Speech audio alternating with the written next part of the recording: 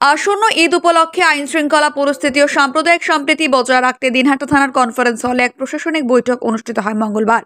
উপস্থিত ছিলেন দিনহাটা মহকুমা পুলিশ আধিকারিক ধীমান মিত্র, আইসি জয়দীপ মোদক সহ থানার অন্যান্য আধিকারিকেরা। এদিন দিনহাটা থানার অধীনস্থ বিভিন্ন ঈদগাহ কমিটির সদস্য, জনপ্রতিনিধি ও বিশিষ্ট নাগরিকদের নিয়ে আলোচনা হয়। সাম্প্রদায়িক সম্প্রীতি বজায় রাখা, শান্তিপূর্ণ পরিবেশে ঈদের প্রার্থনা ও উৎসব পালনের বিষয়ে গুরুত্ব দিয়ে নানান দিক আলোচনা করেন আধিকারিকেরা। ধর্মীয় অনুষ্ঠান নির্বিঘ্ন করতে পুলিশ প্রশাসন সব রকম প্রস্তুতি নিয়ে রয়েছে বলেও জানানো হয়েছে। পুলিশ সূত্র খবর, ঈদের দিন বিভিন্ন ঈদগাহে নিরাপত্তার জন্য পুলিশ মোতায়েন থাকবে সাদা পোশাকের পুলিশ ও নজরদারি ক্যামেরাও। সকলের সহযোগিতায় শান্তিপূর্ণ পরিবেশে ঈদ পালিত হোক, এই আহ্বান জানান পুলিশ আধিকারিকেরা। যে গাইডলাইন রয়েছে সেইটা অনুযায়ী প্রথমত কুরবানি যখন হবে তখন সেই কুরবানিটি একটি ঘেরা জায়গায় করতে হবে, অর্থাৎ মানে কেউ যেন সেটা দেখতে না পায়। যারা কুরবানি করবেন তারা তো থাকবেনই, কিন্তু জনসমক্ষ থেকে একটু ঘেরা জায়গায় এই কুরবানিটি করতে হবে। যদি মাঠের মধ্যে হয় তাহলে সেক্ষেত্রে ত্রিপল দিয়ে ঢেকে নিয়ে কুরবানি করতে হবে। দ্বিতীয়ত, কোন রকম ভিডিও কুরবানি করা চলবে না। আপনারা জানেন এখন সোশ্যাল মিডিয়ার যুগ। কুরবানির কোনো ভিডিও যদি নেটে আপলোড হয়, ফেসবুক, হোয়াটসঅ্যাপ এই সমস্ত আপলোড হয়, তাহলে সাম্প্রদায়িক সম্প্রীতি বিঘ্নিত হতে পারে।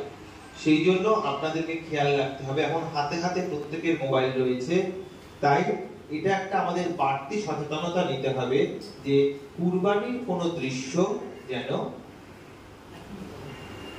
ভিডিও করে সেটা ফেসবুকে আপলোড করা না হয় বা ভিডিও করা না হয়।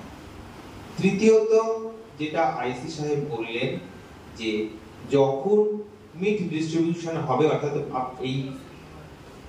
এই ঈদের একটা বড় অংশ হচ্ছে বিতরণ করা। যে পশু কুরবানি করা হয় তার মাংস বিভিন্ন মানুষের মধ্যে বিতরণ করা হয়। এই বিতরণ করার সময় যেন কোনো রক্ত বা মাংসের টুকরো রাস্তায় পড়ে না থাকে, তার জন্য কিন্তু উপযুক্ত ব্যবস্থা নিতে হবে। যেটা আইসি সাহেব বললেন, কালো প্লাস্টিকে ঢেকে ডবল প্যাক করে সেগুলোকে নিয়ে যেতে হবে, এবং যদি সাইকেলে বা মোটরসাইকেলে করে নিয়ে যাওয়া হয় তবে শক্ত কোনো ব্যাগের মধ্যে করে নিয়ে যেতে হবে, যাতে সেটা ছিঁড়ে রাস্তায় পড়ে না যায়।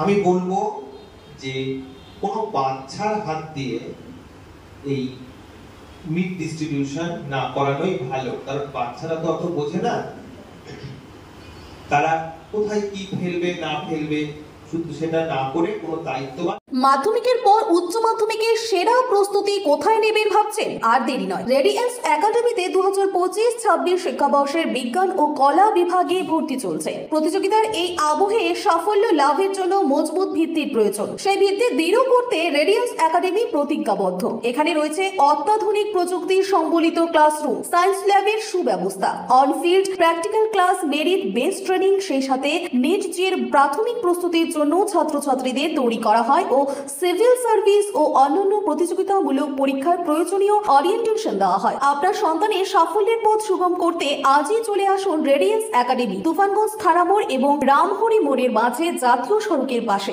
অথবা স্ক্রিনে দেওয়া নম্বরে যোগাযোগ করুন। আসন সংখ্যা সীমিত।